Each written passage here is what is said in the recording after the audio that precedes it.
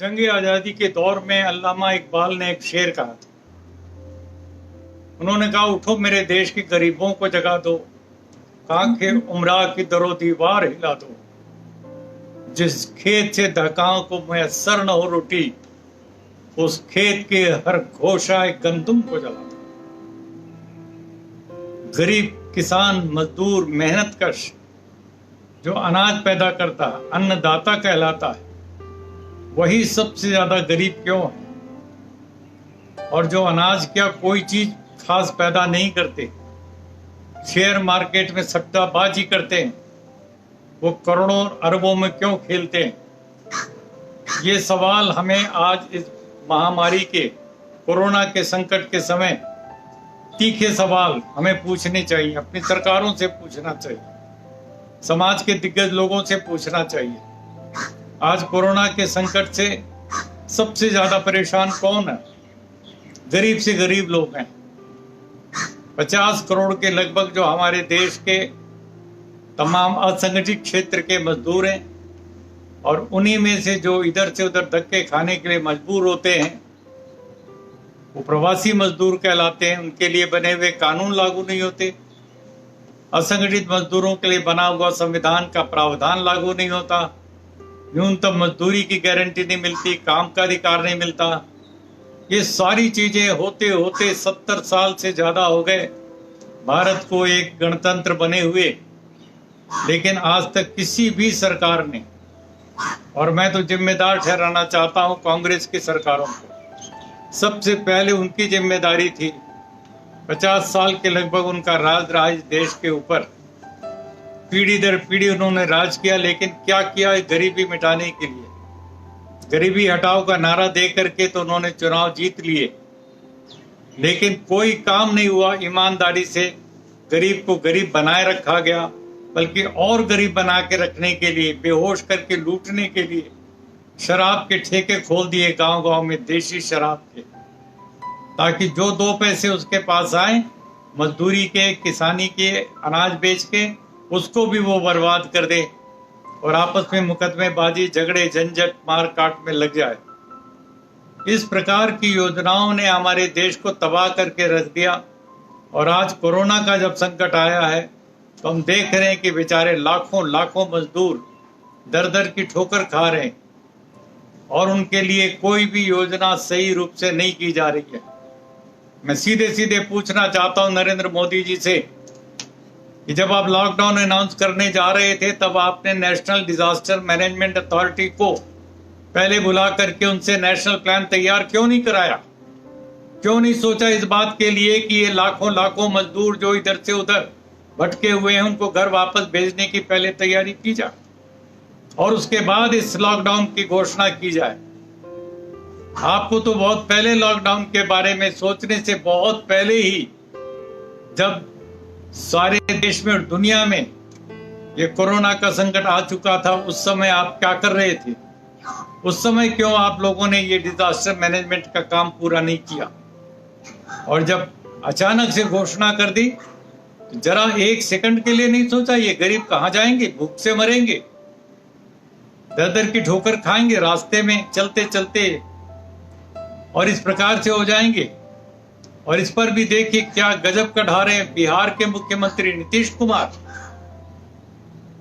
उत्तर प्रदेश के मुख्यमंत्री योगी आदित्यनाथ तो फिर भी कह रहे हैं कि हम जो मजदूर हैं वो आ सकते हैं, उनके लिए हम बसों का इंतजाम करेंगे।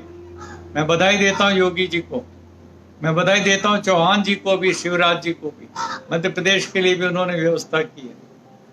लेकिन बिहार में उसी बीजेपी की सरकार के मुख्यमंत्री नीतीश कुमार जी कह रहे हैं नहीं, हम लॉकडाउन के नियमों को नहीं तोड़ेंगे। अभी चुनाव आने वाले हैं नीतीश जी, तुम्हारी ये छिपकली की सरकार अब जाने वाली है, अच्छी तरह सोच करके देख लेना, इसका खामियाजा तुम्हें भुगतना पड़ेगा। तुमने बिहार के मजदूरों को आज तक न्याय नहीं दिया, तुमने बिहार के मजदूरों को अपने गांव में रह करके रोजगार की व्यवस्था नहीं की, और आज वो बेचारे 1000-1000, 500-500, 800-800 किलोमीटर दूर रोजी रोटी के लिए गए हैं, और वो वापस लौटने के लिए छटपटा रहे हैं। तुम उन्हें कहते हो कि हम वापस नहीं आने देंगे? तुम्हारे बाप का है ये बिहार, कैसे तुम रोक सकते हो उन लोगों को जाने से? वो अपने घर जाना चाहते हैं, परिवार जाना चाहते हैं। तुमने कोई वीजा लगा रखा है, लॉकडाउन लगा रखा है, तो उसको भुगतो तुम। तुम्हारे लिए ये सब नियम कानून बेईमानी है, क्योंकि तुमने इस प्रकार के कानूनों की कभी परवाह की नहीं। आज तक तुम गरीबी नहीं मिटा सके, बेरोजगारी नहीं मिटा सके, शिक्षा का बुरा हाल है पूरे बिहार के अंदर, सबसे खराब हाल शिक्षा का। 70,000 टीचर्स आज वहां पर छटपटा रहे हैं, और उनको आपने इस तरह से बंधुआ मजदूरों की तरह से ट्रीट कर रखा है सालों साल से। उनको न्याय नहीं दे सकते आप। ये सारे सवाल आज मैं उठाना चाहता हूं, इसलिए उठाना चाहता हूं कि पूरे देश में, चाहे वो केंद्र की सरकार है चाहे राज्य की सरकारें हैं, पूरी तरह से कांग्रेस की रही, बीजेपी की रही, सब नाकाम रही है गरीबी मिटाने में। और गरीबी की वजह से, भुखमरी की वजह से रोज के हिसाब से एवरी डे 7,000 बच्चे भूख से मर रहे हैं भारत के अंदर। 7,000 बच्चे रोज मर रहे हैं। अभी तो कोरोना के संकट से 4-5 हजार लोग मरे हैं कुल मिलाकर के इतने दिनों में। मैं ये नहीं कहता कि कोरोना संकट नहीं है, महामारी नहीं है, लेकिन उससे भी बड़ा संकट है हमारे देश में भूख का, गरीबी का, लाचारी का, बेबसी का। और घरों से दूर जब जाते हैं ये मजदूर तो किस हालात में जिंदा रहते हैं, एक एक कमरे में ठूसे जाते हैं भेड़ बकरियों की तरह। और वहां न कोई वेंटिलेशन होता है, गंदे नाले के किनारे मच्छरों में बेचारे पड़े रहते हैं, और न पीने के पानी की सुविधा है, न शौचालय की सुविधा होती है। इंटर स्टेट माइग्रेंट वर्कमैन्स एक्ट बनाया 1979 में, उसका आज तक पालन क्यों नहीं किया? कांग्रेस की सरकारों ने क्यों नहीं किया? और नरेंद्र मोदी जी आपने क्यों नहीं किया? पिछले 6 साल से आपकी सरकार चल रही है। ये सारे सवाल आपको इसका जवाब देना पड़ेगा। इन हुकूमतों ने हमारे साथ धोखा किया, पार्टियों ने धोखा किया, इनके नेताओं ने धोखा किया, पूंजीपतियों की दलाली की है। बड़े बड़े अंबानी और अडानी और टाटा और बिरला की संपत्ति तो दुगनी चौगुनी 1000 गुनी हो गई, और गरीब को गरीब बना करके रखा गया। और इसलिए मैं समझता हूं कि कोरोना के संकट से ज्यादा बड़ा संकट ये महामारी का संकट गरीबी है। और हम भारत के अंदर गरीबी और गैर बराबरी, ना बराबरी, अमीर को अमीर होने दे रहे हैं, वो बहुत ज्यादा अमीर, और गरीब के लिए कोई हालात बदलने के कुछ काम नहीं है। किसान को न्याय नहीं मिल रहा। डॉक्टर स्वामीनाथन कमीशन की रिपोर्ट को क्यों नहीं लागू किया नरेंद्र मोदी जी? आपके तो मैनिफेस्टो में नंबर 1 पर था, क्यों नहीं लागू किया? मैं पूछना चाहता हूं, कौन सी गलत बात कह दी थी उन्होंने? किसानों को जो न्यायोचित दाम मिलना चाहिए उसके बारे में। और ये सारा का सारा खेल आप खेल रहे हैं, और रोज के हिसाब से टीवी पर आकर के बयान देते हैं, पंचों सरपंचों से कह रहे ये करना होगा, आप किसी को और बताते हैं, लेकिन कुल मिलाकर के आपने भारत से गरीबी मिटाने के लिए क्या किया? मुझे अच्छी तरह याद है जब आप संसद में पहली बार आए और पहला भाषण, नीति जो आपका वक्तव्य था, पहला ही वाक्य था कि मेरी सरकार का उद्देश्य गरीबी मिटाना। और उसी के साथ आपने ये भी कहा था गरीबी तब तक नहीं मिटेगी जब तक अंधविश्वास नहीं मिटेगा। लेकिन आपने ठीक उल्टा किया, गरीबी को बनाए रखा, अंधविश्वास को बढ़ाया, पूरी ताकत से बढ़ाया। जितना हो सकता था ये पाखंडवाद को और ज्यादा आपने हवा दी, और आज उसका ही असर है कि पूरे देश में इसके लिए भी शीतला माता जैसी कोई पूजा पाठ हो रहे। कोरोना से उबरने के लिए कोई माता का मंदिर बनाया जाएगा और उसमें फिर पूजा पाठ होंगे, पंडे पुजारी और ठगेंगे, लूटेंगे।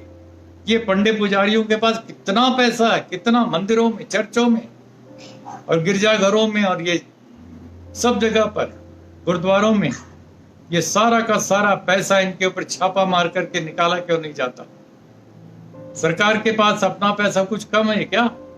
बड़े बड़े धन्ना सेठों को तो आप करोड़ों अरबों रुपए लेकर के भाग जाने देते, देश के बाहर चंपत हो जाने देते हैं, और उनका कुछ नहीं बिगाड़ पाते आप।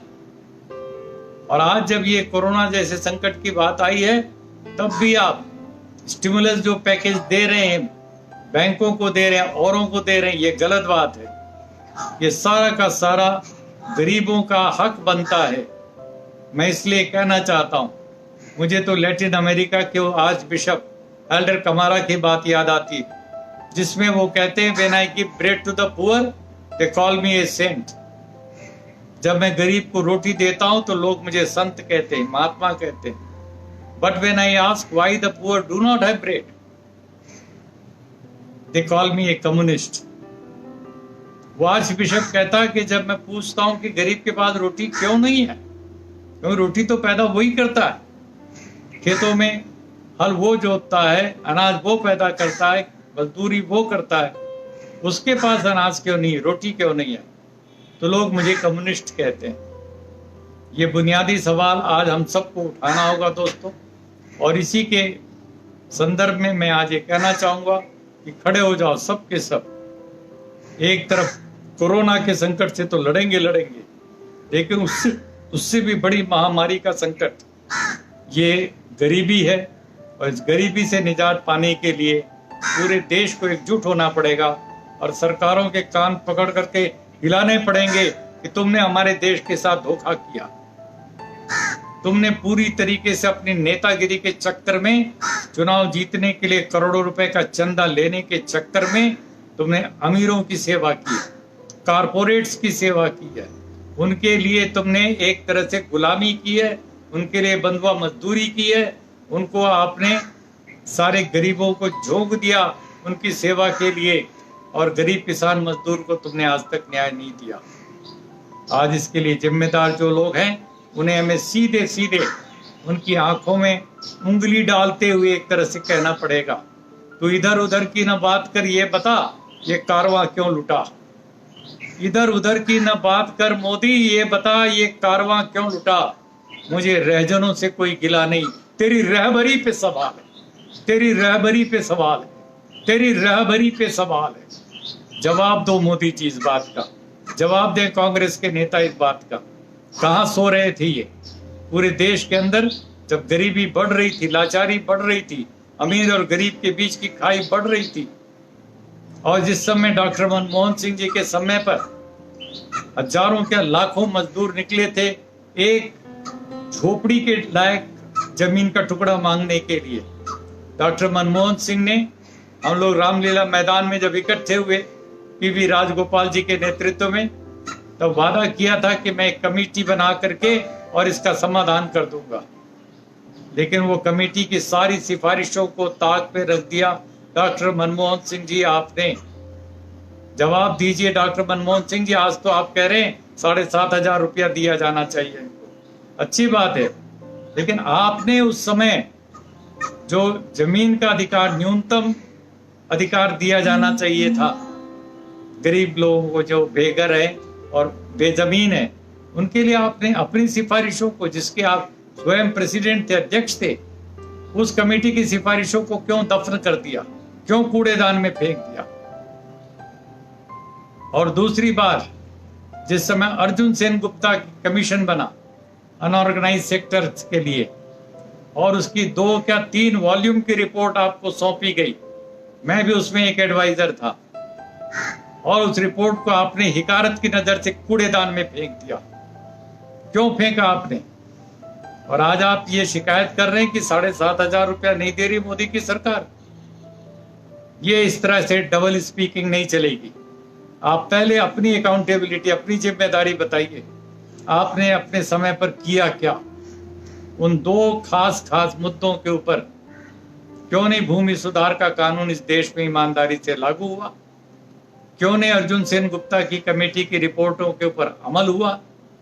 और ये सारे के सारे उस बेचारे अर्जुन सेन गुप्ता को इतना धक्का लगा आपके व्यवहार से कि वो चंद महीनों में चल बसे, दुनिया छोड़ के चले गए। इतना बड़ा अर्थशास्त्री, और वो चला गया।